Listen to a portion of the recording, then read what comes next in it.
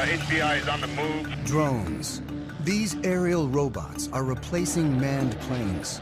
They're revolutionizing warfare by allowing us to see and kill from half a world away. And they're making science fiction a reality. Now, with unprecedented access to drone scientists, engineers, and pilots. Master armed. Nova reveals the technologies that make drones so powerful and the breakthroughs that are leading us into the future. Will drones soon replace even the most sophisticated manned planes and become a part of our everyday lives? It started out as a toy for my dogs to chase. The worry is that we'll have 30,000 drones crisscrossing the sky, accumulating all this information. They generate opposition both overseas and at home. I speak out on behalf of the rule of law. Now, enter a new chapter in aviation history as Nova takes you inside the rise of the drones. 3, 2, 1. This is the ultimate melding of man and machine. The U.S. has more than 2,300 manned fighter planes. Tiger 2, Dark Star Pictures. And pilots like Matt McDonough have long been our heroes. The best fighter pilots that I've seen are the ones that can make a quick decision when things are happening very quickly. But a revolution is underway as manned planes are replaced by drones. Are we approaching a time when movies like The Terminator become our reality? God, these machines are starting to take over. A time when machines fly, think, and even kill on their own. Drones are aerial robots that carry visual sensors, navigation systems, Target acquired. and sometimes even weapons. They come in all shapes and sizes and go by a variety of names. The United States Air Force uses the term remotely piloted aircraft. They are also known as unmanned aerial vehicles, or as the media likes to call them, drones. Already, the Pentagon relies on a family of more than 10,000 drones, usually to spy, but sometimes to kill. Small enough to fit in a soldier's backpack, the 3-foot-long Raven is the most widely used spy drone in the world. The stealthy Sentinel provided crucial intelligence in the raid to kill bin Laden. The killer Predator has flown thousands of missions since 2001. And the giant Global Hawk can stay aloft and spy for up to 35 hours. The military uses drones to support troops on the ground. 20 seconds. The CIA maintains a covert drone program to find and target individuals. The government claims drones have helped to eliminate up to 70% of Al-Qaeda's top leadership. They've been so effective, the Air Force predicts nearly a third of its attack and fighter planes will be drones within a decade. Planes can fly longer, they can pull more Gs, they can be more precise when they bomb if a human is not in the cockpit. We're entering a new era when the supremacy of even the most advanced planes is being challenged as engineers take the pilot out of the cockpit. Holloman Air Force Base in southern New Mexico is the largest Air Force training base for operators of remotely piloted aircraft. My name is Chad. I'm a captain in the United States Air Force. For security reasons, we've been asked to cover our last names to prevent us from potentially becoming a target of any kind. Captain Chad has flown remotely piloted aircraft in combat for 3 years, and now teaches pilots to fly the world's most famous killer drone. It's known as the MQ-1, or more commonly, the Predator. The Predator has changed warfare, but it's just a hint of what's to come. Where we are in terms of unmanned aerial vehicles is about the same place we were with biplanes right after World War I. We are at the very, very early stages of realizing what the potential of unmanned aerial vehicles are. Unlike complex fighter planes that are engineered for speed and agility, the Predator is built for endurance, so it needs to be light and efficient. It's the weight of a pickup truck or so, about 2,000 pounds, and it's balanced pretty evenly on the wheels. And with one hand here, I can lift it up and set it back down. The propeller-driven Predator cruises at only 84 miles per hour, and its four-cylinder engine burns about 300 times less fuel than a fighter jet. I can't say exactly how long it can stay up, but it is possible to stay up over 24 hours. A typical fighter plane can only fly for about 2 hours without refueling, and short, angled wings keep it fast and maneuverable. But the Predator hovers 5 miles up, often in uncontested airspace, and its long wings maximize lift. So as you can see, it's got some flex to it. With no pilot to protect, a remotely piloted aircraft is much lighter and simpler than a manned plane. On a fighter, the pilot's support equipment and ejection system alone weigh as much as a Predator, which in place of a cockpit has a satellite control system. It's essentially the brains of the aircraft. It gives us the ability to communicate, control, keep link with the aircraft, and navigate it. The Predator's sensor ball carries daylight and infrared cameras. We can easily make out people from 5-6 miles away. The sensor ball also guides the Predator's 2 Hellfire missiles. From right here, we fire the laser, and the laser spot hits the ground, and then once we fire the missile, this is the seeker, so this seeker will find that laser spot on the ground and travel to that spot, giving us a very precise capability of employing weapons.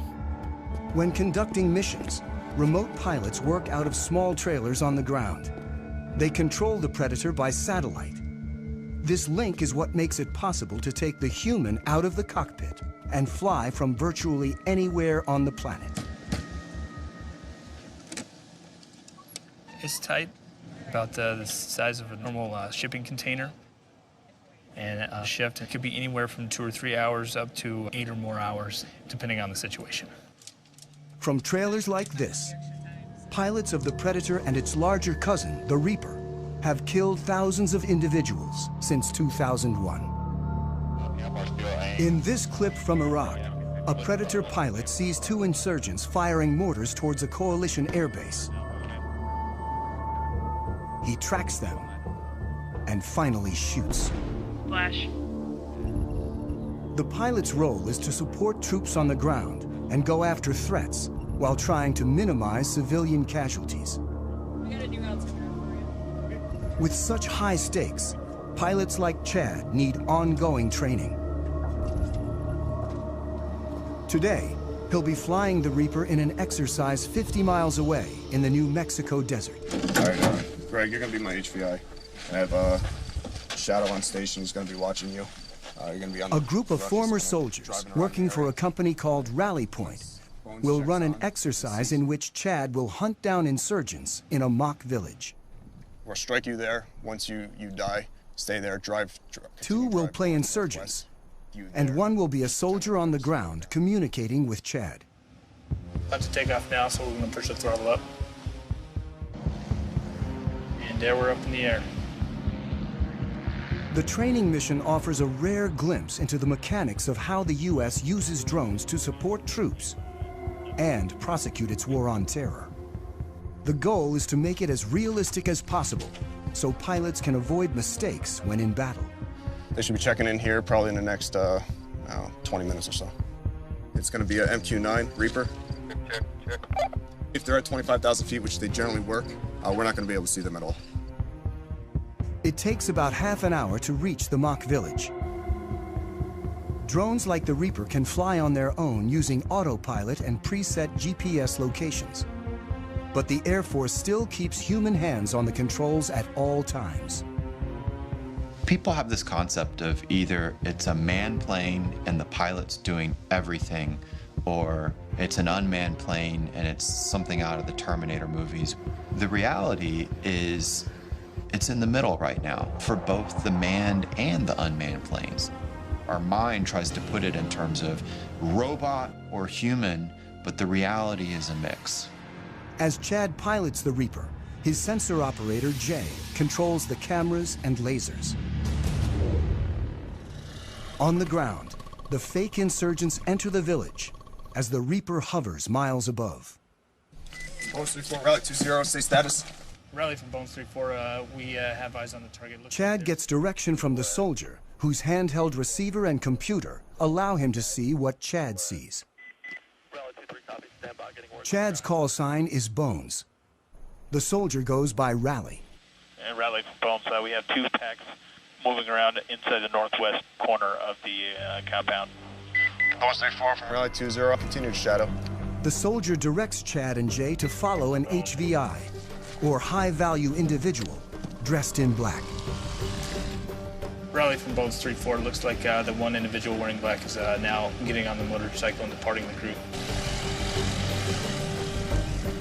Depending on the situation, the decision to kill comes from an intelligence officer who could be anywhere, a battle commander on the ground, or sometimes the pilot. Bones 3-4 from Rally 2-0, looks like that personnel is stopping. Bones 3-4, that's A-firm, that's what we got up here. All right, what I'd like to do is go ahead and prosecute 9-line Bravo 1. Copy. Master armed. The sensor operator targets using the laser. This will be a run against the target under our crosshairs. 10 seconds to release. Sensor, you ready? Copy. 3, 2, 1, rifle. And Bones 3-4, weapons away. 25 seconds time of flight. The Predator uses laser-guided Hellfire missiles. The weapons that can be used operate with an air distance of less than 9 feet. You can put a weapon through a window-sized opening with ease.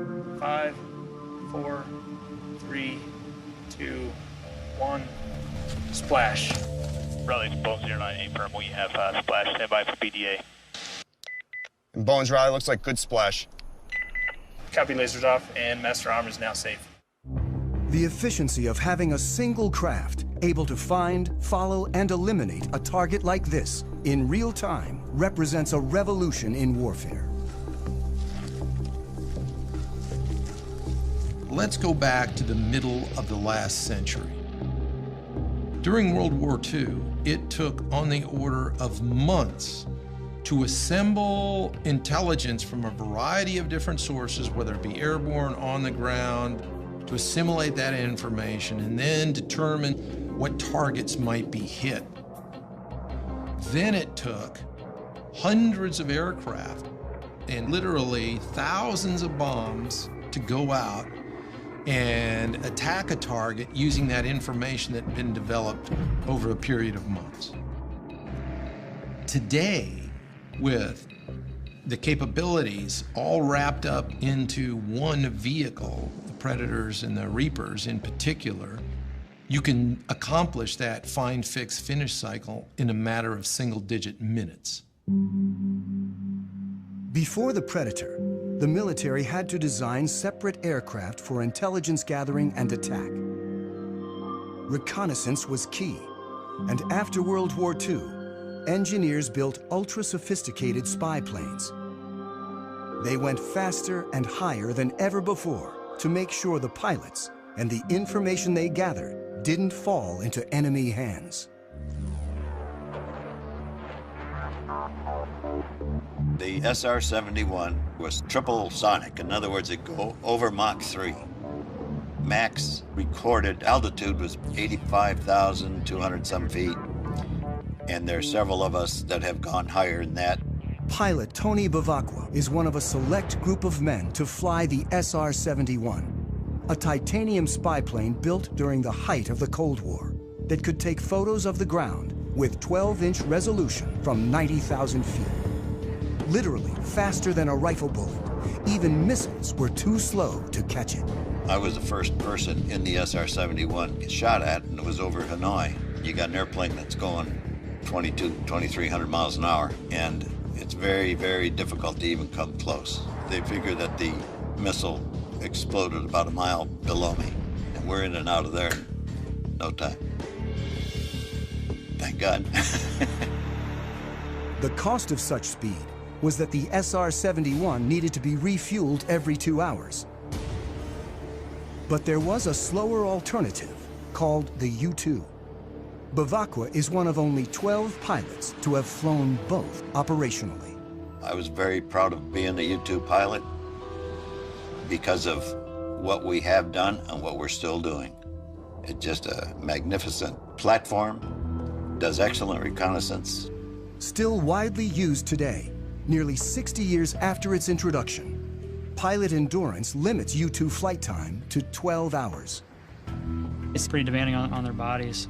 They have to wear a special high-altitude suit for it, and then it whites them out for a good couple of days. It fatigues them quite a bit to go that high.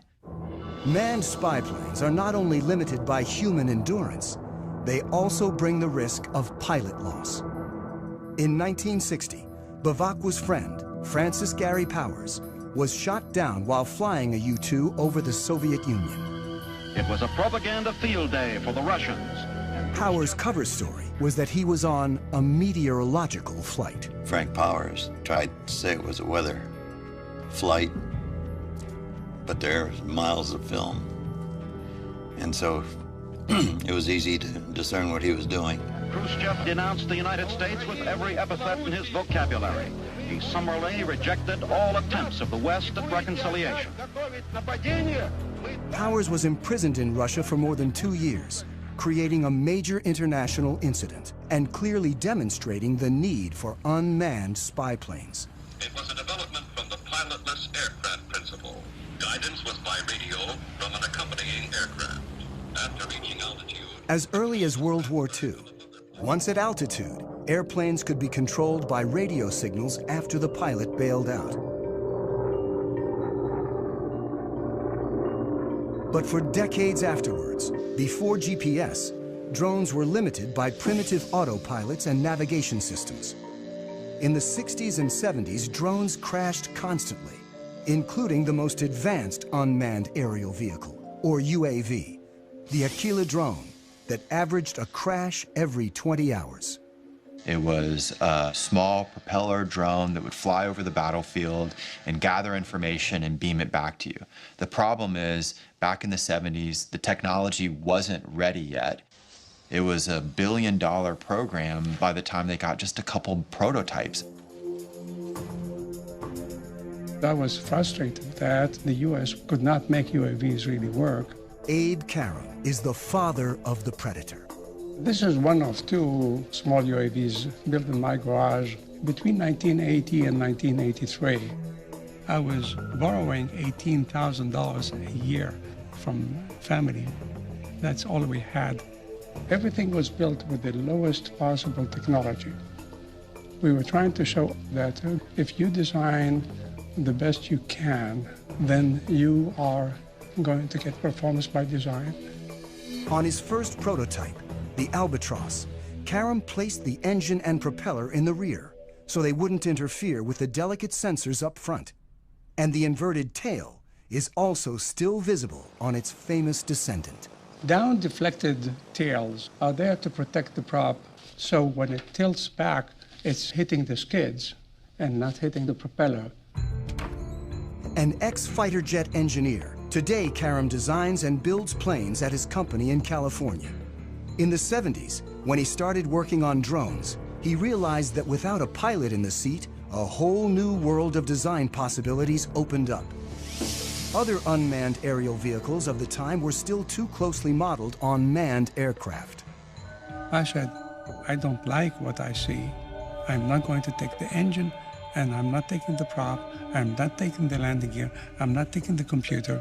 Karam believed that efficiency and lightness were the key to creating an affordable, high-endurance UAV. So first, he gave his craft long wings to prioritize lift over speed. When you want to be efficient, you want to be like the soaring birds, very long span wings. The Albatross is the best gliding bird. Is 20 times more span than the Quad. And my Albatross, the UAV Albatross, was close to that. Karam built the Albatross from scratch in his garage. He modified a go-kart engine to burn only 1/10 of a gallon of fuel an hour, and Albatross soon evolved into Amber, a 15-foot-long, 28-foot span UAV with 38-hour endurance. Karam relied on seed money from DARPA, the Defense Advanced Research Projects Agency. Its early investments in artificial intelligence and other technologies led to countless civilian uses and made modern UAVs possible. In the 1970s and 1980s, with significant DARPA impetus and some DARPA funding, a variety of new technologies emerged, including the Global Positioning System, long-range data links, lightweight computer equipment, and composite materials, as well as satellite communications and digital flight controls. The Albatross, the Amber, were the harbingers of the modern era of UAVs. We were a total team of 3 people, and we proved a lot of what we wanted to prove. Secretary of the Navy and the head of DARPA, they said, okay, you fly 500 hours, how many are you going to crash? We ended up not crashing any in the 500 hours we did for the military. Karam's Amber prototype never went into full production. But after a number of incarnations, by the mid-90s, his design became known as the Predator. Do not handle the missile by the strakes, wings, fins, seeker head, rocket motor, nozzle seal, umbilical connector housing during loading to prevent damage to equipment and or injury to personnel. My UAVs were not meant to be armed. It was really built for the Cold War, when we had the big tactical challenge with so much artillery on their side, so much artillery on our side. Ready?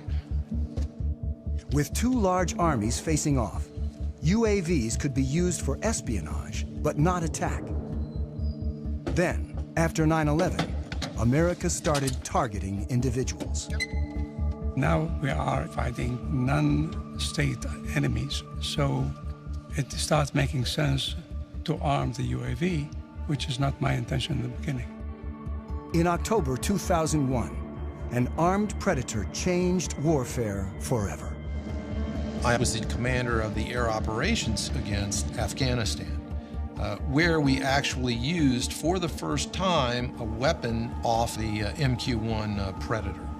The advantages were enormous, order of magnitude beyond where remotely piloted vehicles had been just 10 years prior in Desert Storm.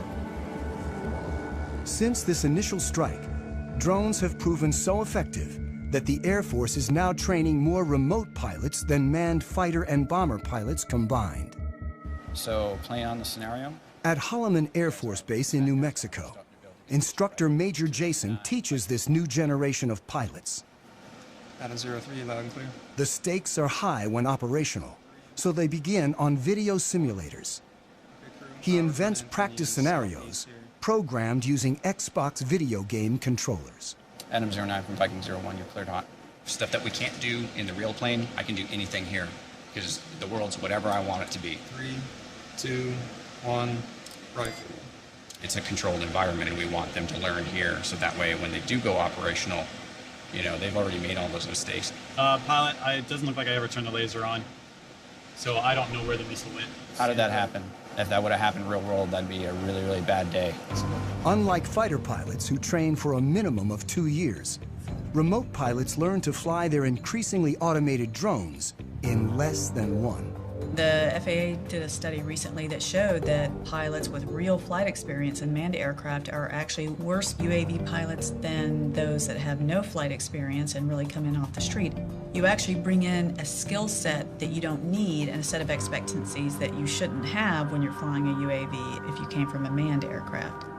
So the Air Force is taking officers off the street with no flight training and putting them through the program, and they've been very successful. They come here, they never went to pilot training like I did. They're here for a few months and then they have to go operational, so it happens real fast.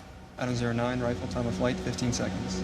And when pilots go operational, despite being half a world away from the action, it all feels very real. Adam from Viking 01, copy splash. It's not like a video game at all.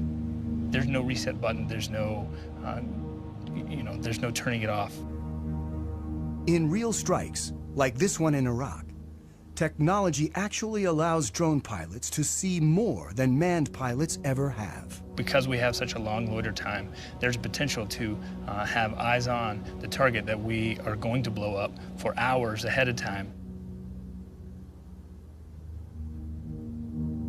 we employ on it, strike the target.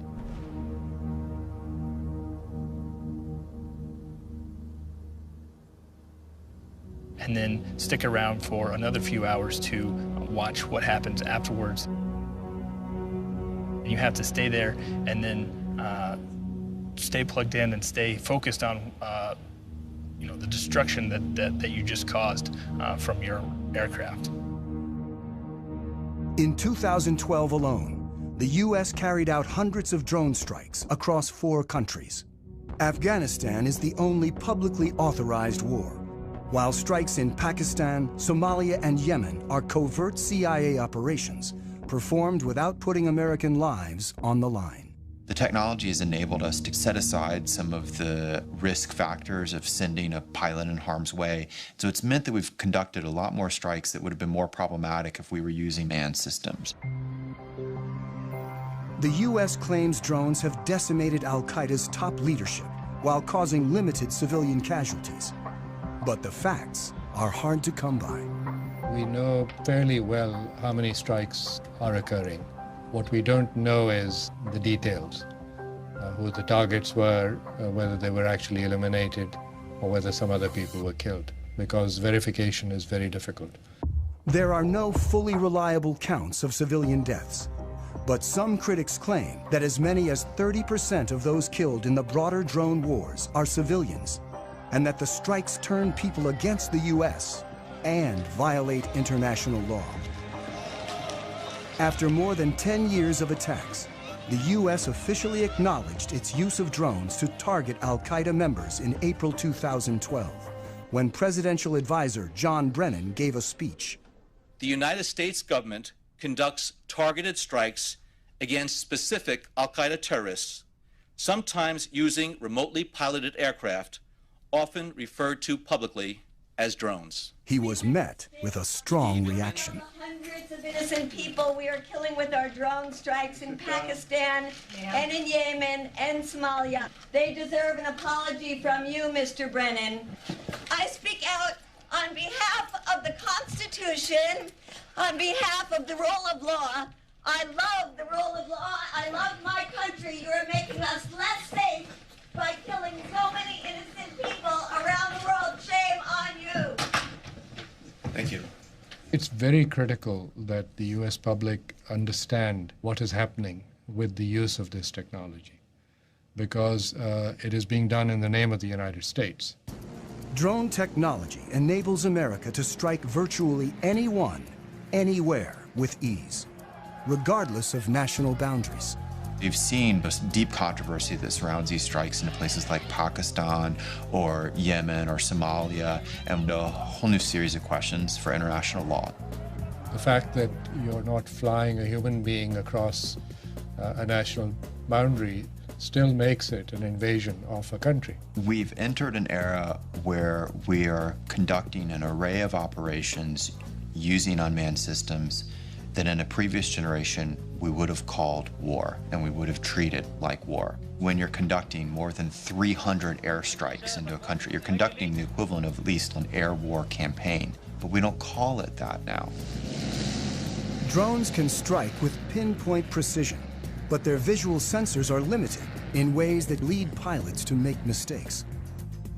As they stand now, the limitations they have with the Predator is not being able for the pilot to look around and see what's going on.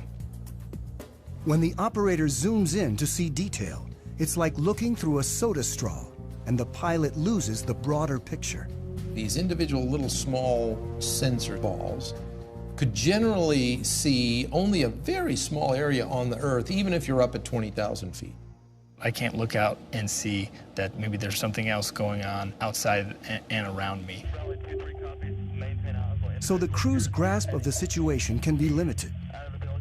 And when they zoom in, they sometimes lose sight of key details on the ground. This secret 2010 transcript, obtained by journalists through the Freedom of Information Act, reveals what can go wrong. While supporting forces on the ground, a Predator team mistook a convoy of Afghan civilians, including women and children, for militants. The pilot asks, "Is that a rifle?" The answer is, "Can't really tell." After hours of monitoring, the ground commander calls in a strike. And 23 civilians die, in part because of limitations of the sensors. But engineers are working to create new sensors that can see more in greater detail than ever before. Today, we've developed sensors that can watch with an all-seeing eye and see an area about the size of a small city, all at one time. This is the next generation of surveillance. For the first time, we actually have permission from the government to show the basic capabilities. It is important for the public to know that some of these capabilities exist. Engineer Yanis Antoniadis designed the new sensor, known as Argus. With 1.8 billion pixels, it's the world's highest resolution camera. Argus fits inside this pod that attaches to the belly of a UAV. But because much of the work is classified, we can't see the sensor itself. Because we are not allowed to expose some of the pieces that make up the sensors, so you get to look at pretty plastic curtains. Also known as Wide Area Persistent Stare, Argus is the equivalent of having up to 100 predators look at an area the size of a medium-sized city at once. This image was taken 17,500 feet above Quantico, Virginia, and covers 15 square miles. This whole image is at a very, very fine resolution. So if we wanted to know what is going on in any spot along this image, say near this building at this intersection, we can generate a moving image that shows what's going on in the area. Simply by touching the screen, Antoniadis has opened up a window showing a detailed area, while still maintaining the broader context. And everything that is a moving object is being automatically tracked. The color boxes represent that the computer has recognized the moving objects. You can see individuals crossing the street. You can see individuals walking in parking lots. There's actually enough resolution to be able to see the people waving their arms or walking around, what kind of clothes they wear. And you could pick the location of where you produce these images anywhere in the entire field of view. Antoniadis can open up to 65 windows at once and can see objects as small as 6 inches on the ground. From even 17,500 feet, the white thing that you see flying around is a bird. Argus streams live to the ground and also stores everything, 1 million terabytes of video a day, which is the equivalent of 5,000 hours of high-definition footage. So you can go back and say, I would like to see what happened at this particular location 3 days, 2 hours, 4 minutes ago, and it would actually show you exactly what happened as if you were watching it live. To create the world's highest definition camera, Antoniadis needed to design a new imaging chip. But DARPA, the project's funder, wanted to move fast and keep costs down. So he borrowed technology that most people have in their pockets. Inside this cell phone, we find a tiny little camera. So if you were to take off the majority of it, you'd be left with an imaging chip. If you were to take 368 of these and make a big mosaic out of them and start shooting images, now you have Argus. Unlike the Predator camera that limits field of view, Argus melds together video from each of its 368 chips to create a 1.8 billion pixel video stream. This makes it possible to zoom in and still see tremendous detail. Whether Argus has been deployed in the field is classified. I'm not at liberty to discuss plans with the government, but if we had our choice, we would like Argus to be over the same area 24 hours a day, 7 days a week. That's not very easily achievable with manned platforms. This is where UAVs come in, and they're absolutely the perfect platform. Argus may be mounted on an armed UAV like the Predator, a long-range platform like the giant Global Hawk, or a development craft called the Solar Eagle that may someday stay aloft for years at a time. The U.S. Air Force right now has the ability to archive every single video that comes off of every single UAV. We're moving to an increasingly electronic society where our movements are going to be tracked. While technologies like Argus are expanding the reconnaissance power of UAVs, unmanned aircraft remain vulnerable in other ways. The Air Force's large drones still crash more often than manned planes. The $100 million Global Hawk is nearly 3 times more likely to crash than the U-2 it was designed to replace.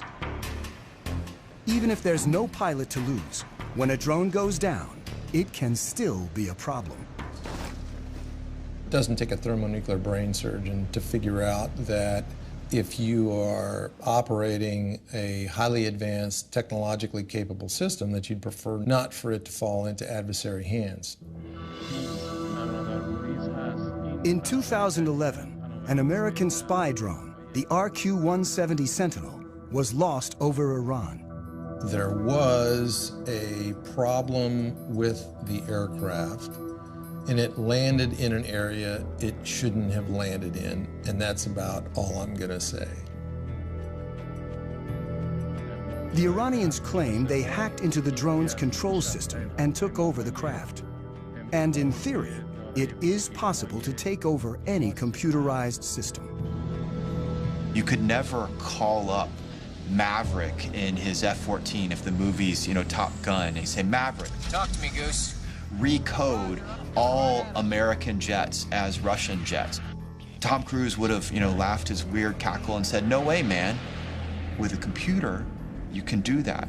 Either jam it or even more so, co-opt its operations. And it's a whole new era in war. Opens up a lot of new possibilities and, of course, huge new dangers to think about. Why the Sentinel went down remains classified. But experts point out that drones often crash for very basic reasons. UAVs sometimes aren't that smart. Their self-diagnosis isn't all that smart.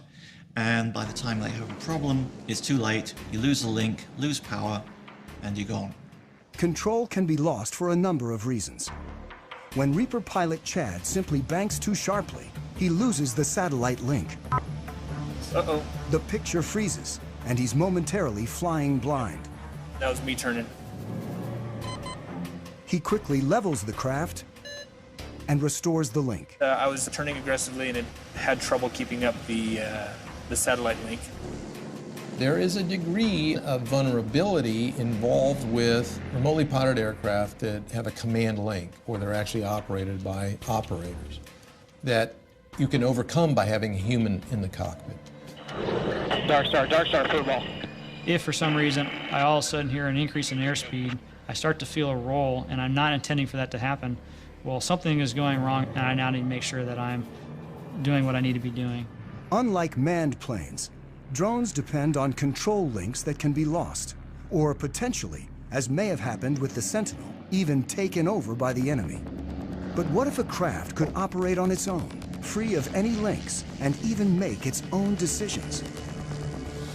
In a lab at the University of Pennsylvania, Vijay Kumar is funded in part by the military to create autonomous drones that don't need external links, and like us, can sense their environment. What you see on this robot are these two chips here, which are essentially rate gyroscopes.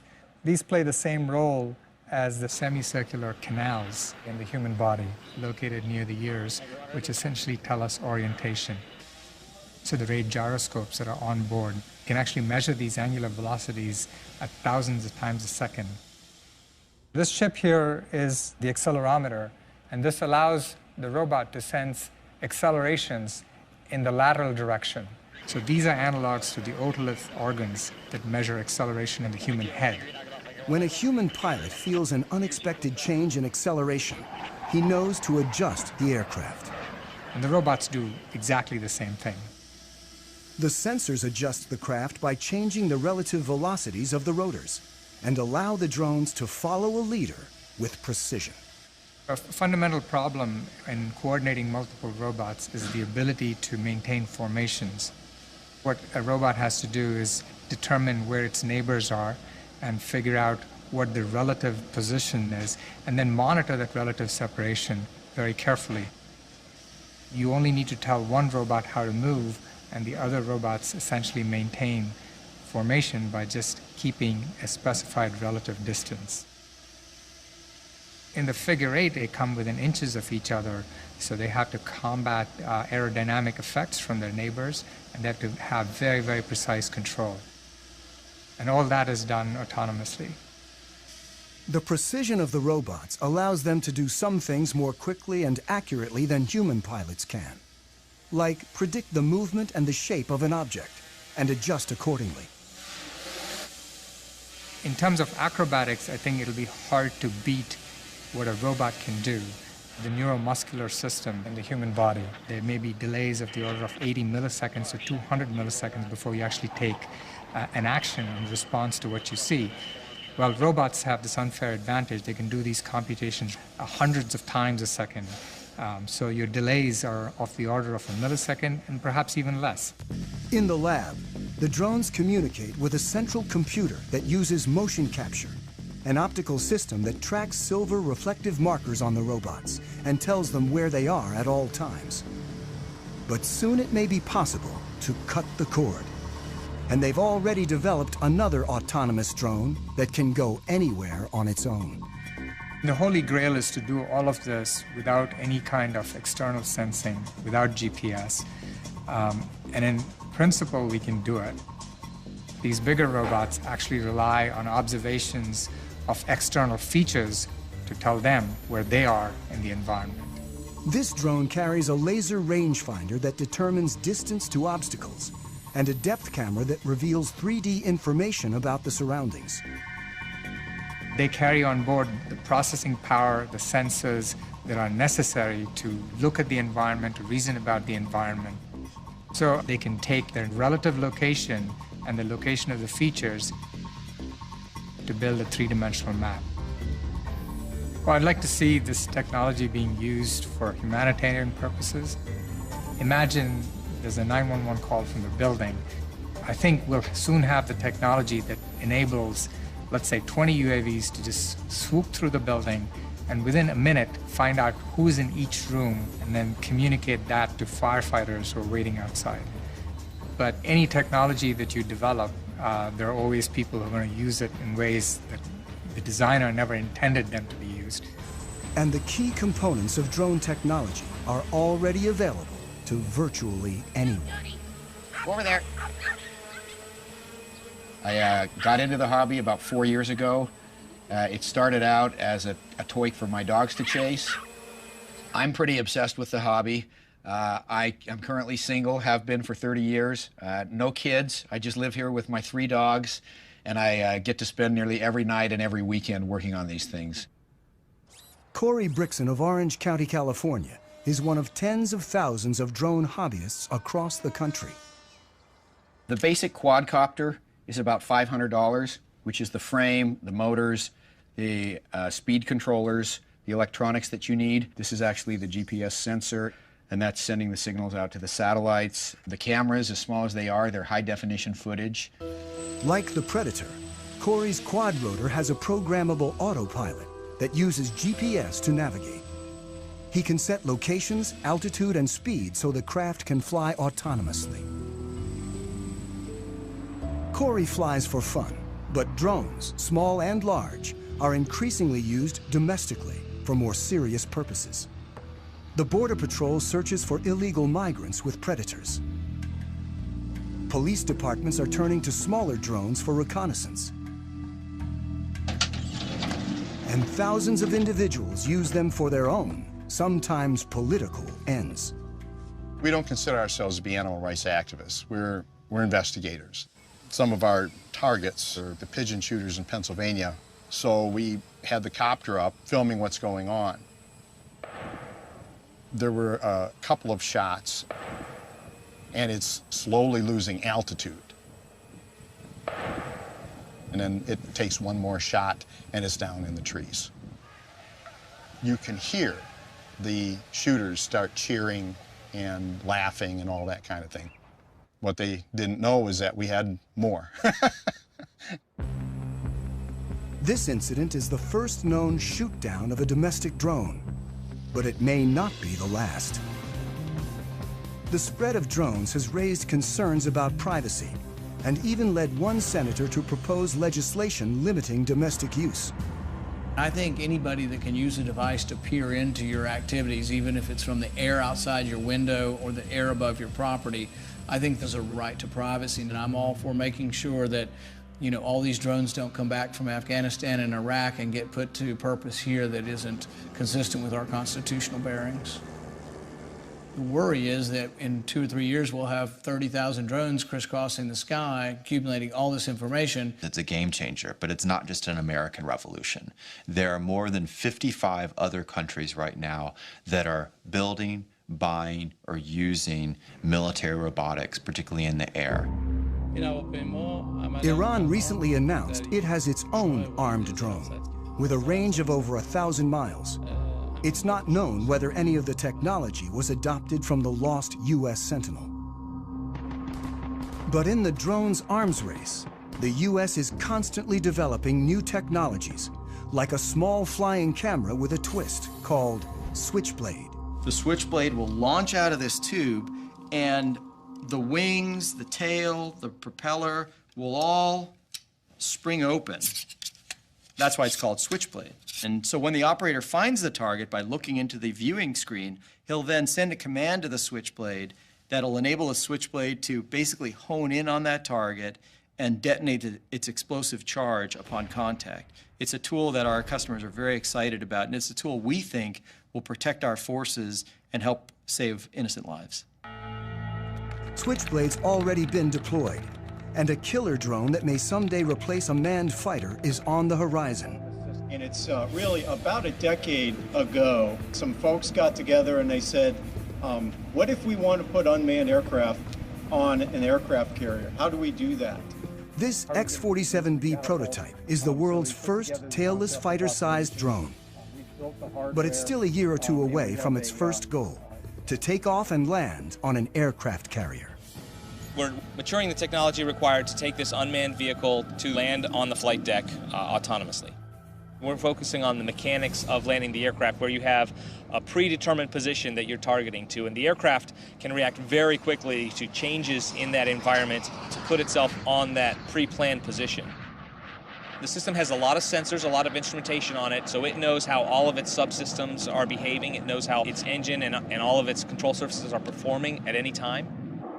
It'll turn where we expect it to turn, it'll come back when we expect it to come back, and it'll land on the runway that we planned. Drones are no longer just eyes in the sky, and someday UAVs like the X-47B may be involved in sophisticated attacks alongside manned jets. It's the idea of the mix, the team working together. That's probably the future. You won't see every plane on the aircraft carrier be one of these. So right now the vision is, oh, we'll just have 1 or 2. But when they get them and maybe they prove more useful, then it may be, well, we don't want 1 or 2, we want a squadron. It's a lot like if you look at the first use of mechanized forces. Originally it was lots of horses and just a couple of trucks and tanks, and then you saw things change and change and change over time. We'll probably see the same thing happening with robotics. As drones like the X-47B mature, they'll become more autonomous, likely conducting bombing runs, then more complicated air-to-air operations. Even as policymakers debate the rules of engagement for drones, technology is moving forward toward a time when drones might operate with intelligence that more closely resembles our own. But for now, they can't do what a pilot can. When you get an aircraft like this over hostile territory, you'll have potential targets or threats that will pop up unplanned. So what we haven't done yet is develop the technology that would then react to those unplanned targets or threats. Thank you very much for coming to Pax River today. I think UAVs of the future will certainly be able to exhibit increased levels of autonomy. But I think if you were to ask most autonomy researchers or most AI researchers about whether the rise of the machines type scenario is a real concern. Their response would be, we should be so lucky. And in fact, if we could get little slivers of that kind of adaptive and cognitive capability into systems, that would be a very significant breakthrough over where we stand today. Angry T-class check. I've flown about 2,000 hours, and the missions that I've flown seldom go as planned. There's a lot of pieces that you cannot plan for. Nothing replaces the human being in a tactical environment, saying what to do next and why not this and why not that. Cactus 1539, hit birds, An Airbus 320 with 150 passengers goes into a flock of Canadian geese and needing to land. I can't do it. I'm going on the Hudson. You want to be in a robotic 320 in that situation? Or do you want Sullenberger to land you? Because you can't anticipate everything. This ability to respond to the unknown may be the final hurdle if drones are ever to fully replace manned planes and start making decisions on their own. I think we're far, but let me say, I am the last guy who says, impossible. As human ambition drives innovation forward, the only thing that's certain is that the Predator and other drones of today are nothing compared with what's to come. Ultimately, DARPA's mission is the creation and prevention of strategic surprise. So if we are successful, we will all be surprised. Historically, you look at when the Wright brothers first flew in 1903. 100 years later, we were actively flying remotely piloted aircraft. So we're kind of on the ground floor now. There's nowhere to go but up.